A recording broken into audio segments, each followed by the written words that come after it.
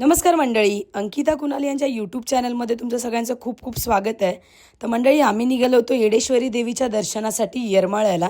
तर वाटेत बघू शकता किती पवनचक्क्या पाहायला मिळाल्यात आम्हाला. मी फर्स्ट टाईम बघितली पवनचक्की आणि भरपूर प्रमाणात पवनचक्की होती इथे आणि तेवढ्याच प्रमाणात प्रचंड उन्हाची कहर देखील होती. आम्ही मे महिन्यात गेलेलो, खूप गरम होत होतं. हे मंदिर तुम्हाला माहिती आहे का? ही एक वास्तू नसून ही आहे श्रद्धेचं जिवंत जागा. हे मंदिर आहे तुळजाभवानी आईच्या धाकटी बहीण समजली जाणाऱ्या आई येडेश्वरीचं. धाराशिव जिल्ह्यातील कळंब तालुक्यातील येरमाळ्या गावात एका उंच डोंगरावर माता येडेश्वरीचं हे मंदिर आहे.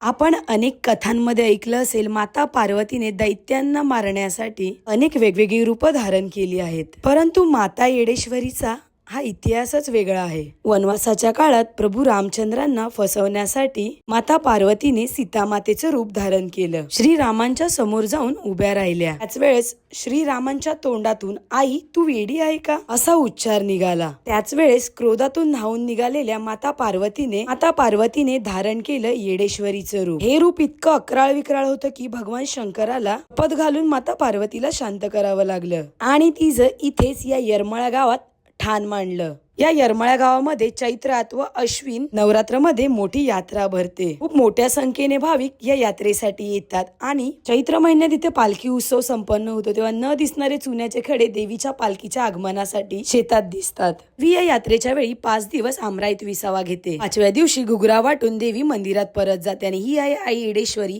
तुम्ही पण दर्शन घ्या आमच्याबरोबर आई येडेश्वरीचं. आई येडेश्वरीच्या मंदिरात जाण्यासाठी 204 पायऱ्या चढून जावं लागतं आणि उंच डोंगरावर आई येडेश्वरी देवीचं हे मंदिर खूप भारी वाटतं. या मंदिरात कधी गेला नसाल तर नक्की जावा या मंदिरात आई येडेश्वरीच्या दर्शनासाठी. आणि आई येडेश्वरी ही तुळजाभवानीची धाकटी बहीण मानलं जातं, त्यामुळे तुळजाभवानीच्या दर्शनाला गेला तर आई येडेश्वरीच्या दर्शनाला जावंच लागतं. त्यामुळे सर्वांनी नक्की जावा आई येडेश्वरीच्या दर्शनाला. आणि व्हिडिओ आवडला असेल तर लाईक करा, शेअर करा, फॉलो करायला विसरू नका. अशाच नवनवीन व्हिडिओ तुम्हाला पाहायला मिळतील आमच्या चॅनलवर. तर कसा वाटतो व्हिडिओ नक्की कमेंट करा. धन्यवाद.